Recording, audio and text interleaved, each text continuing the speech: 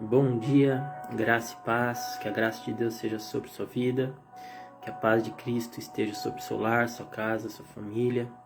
Seja muito bem-vindo, muito bem-vinda a este tempo devocional, tempo de oração, tempo de leitura bíblica, tempo de falar com Deus, nosso Senhor. Eu gostaria de convidar você a estar entrando em oração junto conosco neste momento, para que assim Deus nos conduza diante da sua palavra. Amém? Vamos orar então? Pai Santo e amado Deus, Pai, queremos te agradecer, Senhor, por mais este dia de vida, agradecer ao Senhor pela sua misericórdia renovada nesta manhã sobre a vida de cada um de nós. Agradecemos ao Senhor pelo seu amor, pelo seu cuidado, pela sua graça derramada, meu Pai, sobre nossas vidas, e reconhecemos que somos dependentes de Ti, meu Pai. Reconhecemos nossa necessidade, meu Pai, em relação à sua graça, que sem a sua graça nada podemos fazer. Da mesma maneira que a sua graça nos basta para tudo nessa vida, Senhor. Pai, sua palavra está aqui, aberta diante dos nossos olhos, assim como nosso coração também está aberto para ela. Por isso pedimos ao Senhor que venha fazer do nosso coração uma terra fértil, para que a sua palavra, o seu evangelho, que é o poder de Deus, que é o seu poder, Senhor, seja semeado em nossas vidas, meu Pai. Que através dessa palavra, a nossa vida, meu Pai, possa alcançar, meu Pai, bondade, bem-aventurança, equilíbrio, fé, temperança, domínio próprio. Que através da tua palavra, meu Pai, nossa vida possa alcançar amor, gozo, paz, os frutos do Espírito, Senhor. Pai, corrige-nos, meu Pai, em tudo aquilo que é necessário, para que não haja nada, meu Pai, em nós que venha a ser impedimento ou pedra de tropeço, para que possamos estar ali, meu Pai, recebendo e praticando, meu Pai, a Tua palavra. Pai, nós amamos, meu Pai, a Tua palavra, porque ela revela, meu Pai, o que é e quem é o Senhor para todos nós. E nós sabemos, meu Pai, que o Senhor é Deus, é grande, é supremo, é poderoso, é soberano, é majestoso, é magnífico, meu Pai, e é pleno. E não há outro Deus além de Ti, meu Pai, que és único, exclusivo. Senhor, reconhecemos a Sua grandeza através das Suas obras, através da criação do céu e da terra, do mar, das montanhas, dos seres viventes, de tudo que há na terra.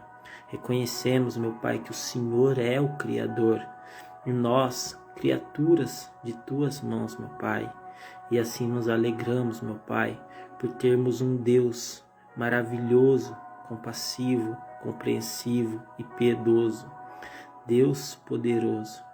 Senhor, toma nossa vida em Tuas mãos, não somente nossa vida, mas toda a nossa casa, nossa família, nossos entes queridos, nossos amigos, meu Pai. Pois não há lugar melhor no mundo que possamos estar do que os Seus braços, Senhor. Pai, querido e amado Deus, visita-nos nesta manhã de hoje com a Tua gloriosa e poderosa presença. Que cada uma dessas pessoas que estão aqui participando desta devocional, recebendo essa mensagem, assim como minha casa, que possamos sentir a Sua doce e fervorosa presença em nossos corações, entrando em nosso lar, mudando todo e qualquer ambiente que possa estar vivendo em trevas. Que as trevas sejam dissipadas diante da Tua luz, meu Pai, que é soberana. Por isso pedimos em nome do Senhor Jesus, Pai. Toma glória para si de todo este tempo e nos conduz diante da Tua palavra. Revela-nos, meu Pai, aquilo que aqui está escrito, que seja escrito também no nosso coração, para que possamos guardar toda palavra que vem de Ti, para não pecarmos mais contra o Senhor. Pai Santo, amado Deus, nos dá discernimento, nos dá sabedoria, para que possamos entender tudo aquilo, meu Pai, que está proposto para nós por meio da Tua palavra revelada, meu Deus. Em nome de Jesus, te pedimos, meu Pai, de todo o coração. Amém e amém. Amém, meus irmãos. Tema da nossa devocional de hoje: antes que o galo cante. Vamos ler aqui o livro de Mateus, capítulo 26, a partir do versículo 30, para que possamos entender onde está escrito assim. E tendo cantado o hino, saíram para o Monte das Oliveiras. Muito se especula sobre qual hino Jesus cantou ali durante a Santa Ceia junto com seus discípulos. E então Jesus lhes disse: todos vós, esta noite, vos escandalizareis em mim, porque está escrito: ferirei o pastor e as ovelhas do rebanho se dispersarão. Esse versículo que Jesus cita aqui se refere ao livro de Zacarias, capítulo 13, versículo 7, aonde está escrito numa profecia que o pastor seria ferido e as ovelhas do rebanho se dispersariam, seriam dispersas. Ali, nessa profecia em Zacarias 13:7, está falando justamente de Jesus, o bom pastor, que seria ferido por causa do sacrifício na cruz, e as suas ovelhas, os seus discípulos, seriam dispersos, espalhados. Vamos entender isso aqui. No versículo 32, Jesus traz aqui uma palavra de esperança dizendo: mas, depois de eu ressuscitar, irei diante de vós para a Galiléia. Jesus então está tratando com seus discípulos aqui sobre sua morte, sua crucificação, e deixando para eles também a esperança da sua ressurreição, que ele estaria com seus discípulos após a sua morte, após ressuscitar, e iria adiante deles para a Galiléia. Ou seja, a missão não seria interrompida e ele iria à frente da missão. A missão continuaria. No versículo 33, Pedro se levanta e questiona Jesus por causa destas palavras, dizendo: mas Pedro respondendo disse-lhe: ainda que todos escandalizem em ti, eu nunca me escandalizarei. Ainda que todos se espantem com o que vai acontecer, ainda que todos se assustem com o que vai acontecer, eu não vou me espantar, eu não me afastarei de ti, Senhor. Isso é o que Pedro estava ali afirmando diante de todos. Então Jesus diz a Pedro no versículo 34: em verdade te digo que nesta mesma noite, antes que o galo cante, 3 vezes me negarás. No versículo 35, Pedro continua afirmando: disse-lhe Pedro: ainda que me seja mister, ou seja, ainda que me seja necessário morrer contigo, não te negarei. E todos os discípulos disseram o mesmo, apoiando ali as palavras de Pedro. Isto aqui é algo que acontece horas após a Santa Ceia, onde Jesus trata da sua morte com seus discípulos, e ali ele fala sobre a sua crucificação, que ele seria ferido, e as ovelhas, no caso dos discípulos, seriam dispersas, seriam espalhadas. E ali ele também traz uma esperança, dizendo que ressuscitaria e iria adiante deles a Galiléia.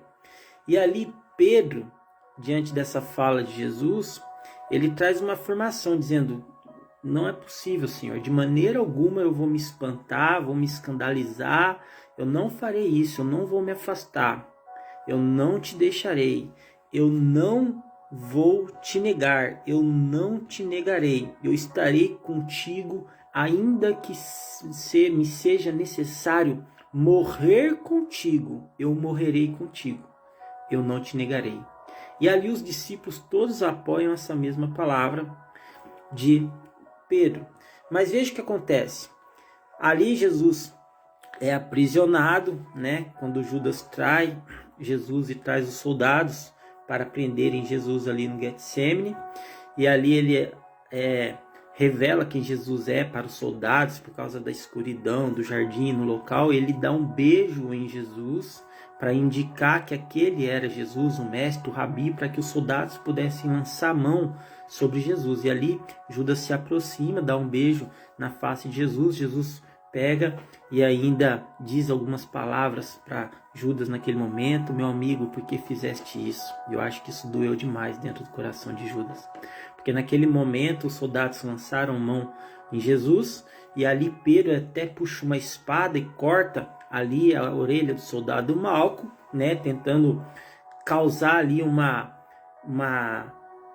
frente contra essa ação dos soldados. Porém Jesus adverte Pedro, diz: não faça isso, porque se eu quisesse, eu rogaria o Pai mandaria legiões de anjos aqui para me livrar, mas é necessário que isso aconteça.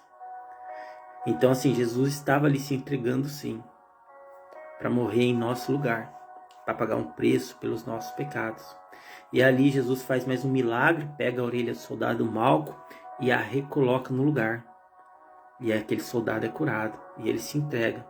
E ali Jesus começa a sua caminhada de sofrimento, onde ele ia ser ferido, apedrejado, onde as pessoas cuspiriam nele, onde as pessoas ofenderiam ele, onde as pessoas jogariam nele pedras, comidas, legumes, aonde ele carregaria uma cruz, aonde ele seria chicoteado, aonde ele seria esbofeteado, né? Bateriam na face de Jesus, colocariam sobre Jesus um manto, dariam para Jesus ali uma cana como se fosse um cetro de um rei, esnobando, zombando Jesus, colocariam sobre a cabeça de Jesus uma coroa de espinho, feririam Jesus, né? Assim como está escrito na profecia em Zacarias. E ali naquele momento em que Jesus é levado aprisionado, o que acontece com os discípulos? Eles são dispersos, assim como está escrito na profecia. Eles são espalhados, cada um vai para um canto, porque eles ficam perdidos sem saber o que fazer. E agora, o que a gente vai fazer? Por mais que eles até quisessem ali tentar enfrentar e lutar, não era a vontade de Jesus, e eles teriam que respeitar a vontade de Jesus, porque Pedro, quando tentou levantar a espada, né, Jesus deixou bem claro: se pela espada você viver, pela espada você vai morrer. Não é isso que eu quero. Então eles pegam e são dispersos, assim como está escrito na profecia. E Jesus começa ali o seu martírio, sofrendo, sendo ferido, e ali ele vai ser, antes da crucificação, quando ele está sendo levado ali para a crucificação, vai acontecer outra palavra que Jesus disse aqui no versículo 34, antes que o galo cante. Aí no versículo 69 do capítulo 26 de Mateus, começa a acontecer aquilo que Jesus predisse sobre Pedro, onde que ele disse assim: olha, antes que o galo cante, 3 vezes você me negará. E olha o que está escrito aqui do 69 ao 75. Ora, Pedro estava sentado fora no pátio, e aproximando-se dele uma criada, disse: tu também estava com Jesus, o Galileu. Mas ele negou diante de todos, dizendo: não sei o que dizes. E saindo para o vestíbulo, outra criada ouviu e disse aos que ali estavam: este também estava com Jesus, o Nazareno. E ele negou outra vez com juramento: não conheço tal homem. E daí a pouco, aproximando-se os que ali estavam, disseram a Pedro: verdadeiramente, também tu és deles, pois a tua fala te denuncia. Então começou ele a praguejar e a jurar, dizendo: não conheço esse homem. E imediatamente o galo cantou. E lembrou-se Pedro das palavras de Jesus, que lhe dissera: antes que o galo cante, 3 vezes me negará. E saindo dali, chorou amargamente. Amém? Forte isso, né, meu irmão? Preste atenção, porque olha, Jesus predisse isso ao Pedro. Quando Pedro estava ali afirmando, olha, eu não vou me escandalizar, eu não vou te negar, eu não vou te abandonar, mestre. Mesmo que seja necessário sofrer e morrer do seu lado, eu vou morrer do seu lado, eu ficarei com você. Mas Jesus ali repreende Pedro dizendo, olha Pedro, antes que o galo cante, 3 vezes me negará. E ali, quando Jesus é levado, aprisionado, e está sofrendo, sendo ferido, e as suas ovelhas foram dispersas, 3 pessoas acusam Pedro de fazer parte dos discípulos, de estarem com Jesus. E as 3 vezes Pedro nega firmemente, dizendo, não conheço esse homem. Eu não conheço esse homem. Muitas pessoas, elas pensam que Pedro traiu Jesus. Mas na verdade, Pedro não traiu Jesus. Pedro negou Jesus e há uma grande diferença entre negar e trair. Isso porque trair é o quê? Trair é enganar. Trair é prejudicar alguém. Negar é rejeitar. Negar é não reconhecer. Negar é afirmar que não é. Ou negar pode ser também uma falta de confissão. Ali na situação que Pedro estava passando e sendo acusado, ele estava não reconhecendo. Ele não estava aceitando. Ele estava negando. Ele não queria de jeito nenhum admitir que ele era discípulo de Jesus e que ele conhecia Jesus. Então ele dizia firmemente, olha, não conheço esse homem. Para você ter uma noção, Pedro chegou a praguejar e a jurar. Eu juro que eu não conheço este homem. Na hora que ele jurou que não conhecia Jesus, o galo cantou no mesmo instante. E ali ele se lembrou das palavras de Jesus.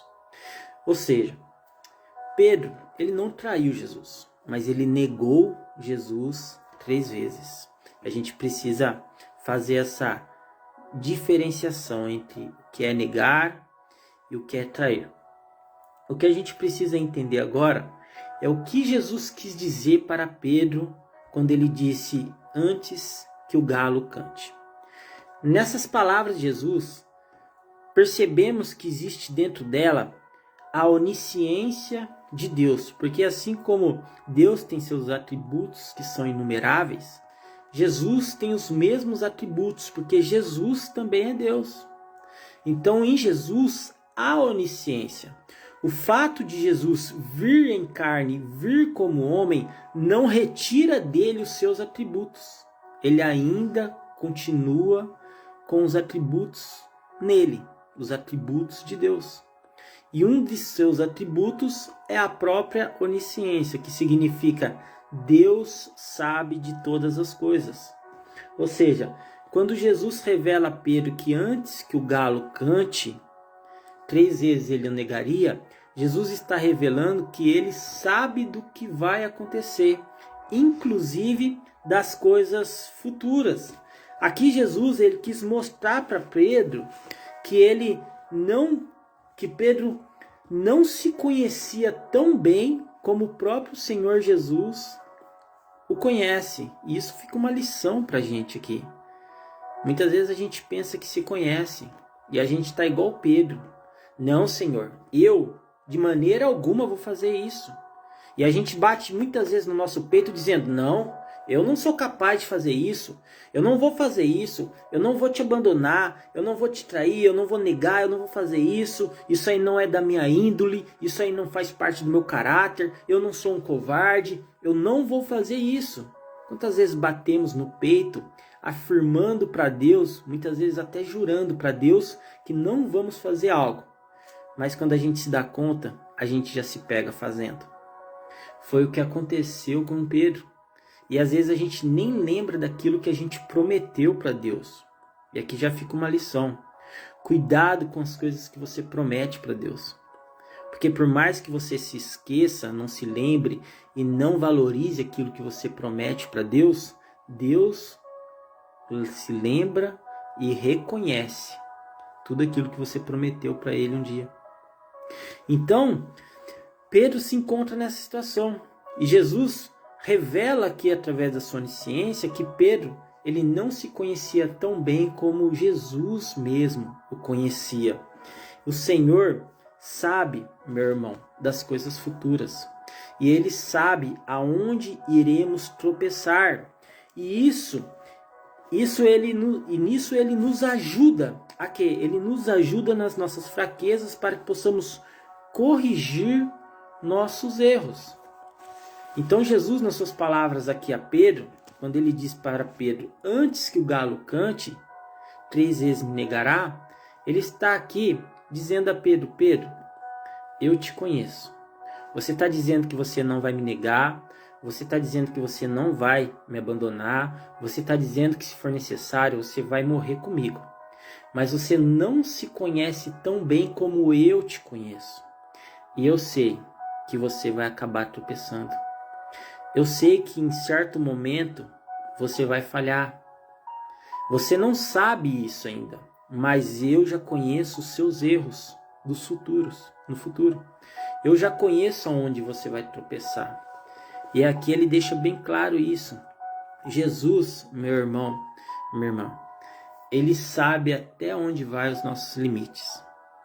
E ele sabe até mesmo os pecados que cometeremos lá na frente. E isso não faz com que Jesus nos abandone.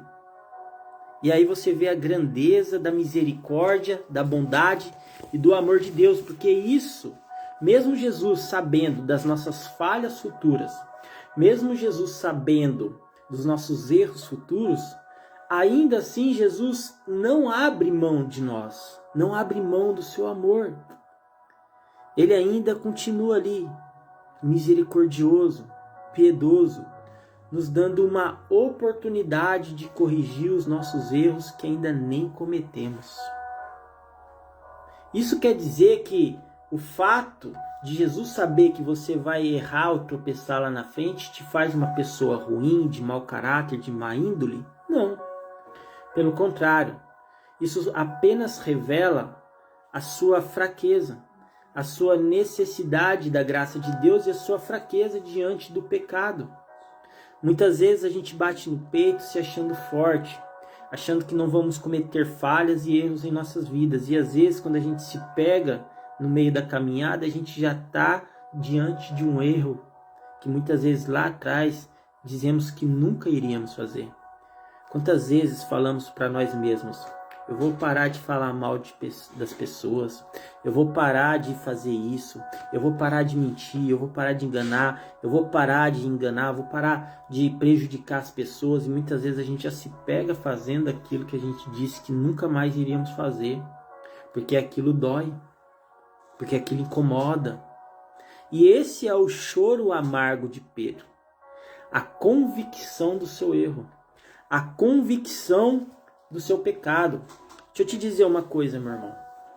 Depois do arrependimento de um erro, sempre vem uma oportunidade de recomeçar.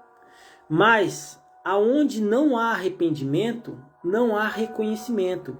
E sem o reconhecimento, sem a convicção do seu erro, do seu pecado, não há mudança. Ou seja, o choro amargo de Pedro, quando ele escuta o galo cantar, traz para ele a convicção da sua fraqueza, do quanto ele era pecador, do quanto ele padecia da graça de Deus, do quanto ele necessitava da misericórdia de Deus. E ali então ele entende da sua necessidade, ele entende da sua miserabilidade, ele entende da pecaminosidade que ainda existia em sua vida e que ele não era tão forte assim como ele pensava. Assim como está escrito na palavra, aquele que está forte, está de pé, cuidado para que não caia. Porque muitas vezes quando pensamos que somos imbatíveis, que não erramos, que não pecamos, é justamente nesses momentos de orgulho que chegamos a tropeçar. E muitas vezes a queda é tão forte, tão grande, que demora e se leva muito tempo para se levantar. Demora e leva muito tempo para se levantar. Então, esta palavra traz esta reflexão sobre nossas vidas hoje. Antes que o galo cante. O que Jesus quis dizer com isso? Ele quis dizer para Pedro que Pedro não se conhecia tão bem como o próprio Senhor Jesus o conhece. Antes que o galo cante, Jesus sabe de todas as coisas, inclusive das coisas futuras. Ainda que muitas vezes afirmamos para o Senhor que não vamos mais fazer aquilo ou outra coisa, Jesus já sabe aonde vamos tropeçar. E isso não nos afasta, isso não afasta o amor de Deus de nós, pelo contrário. Ele sempre nos dá uma oportunidade de recomeçar, mesmo diante dos nossos erros, das nossas fraquezas e das nossas falhas. Isso revela o amor e a fidelidade de Deus sobre nossas vidas. Porque Deus, mesmo sabendo que você é um pecador, mesmo sabendo que você ainda vai pecar, Ele ainda permanece te amando e te dando uma oportunidade de corrigir os seus erros e de recomeçar a sua vida, desde que haja reconhecimento e arrependimento. E assim foi o choro amargo de Pedro, um choro de reconhecimento e de arrependimento. Amém?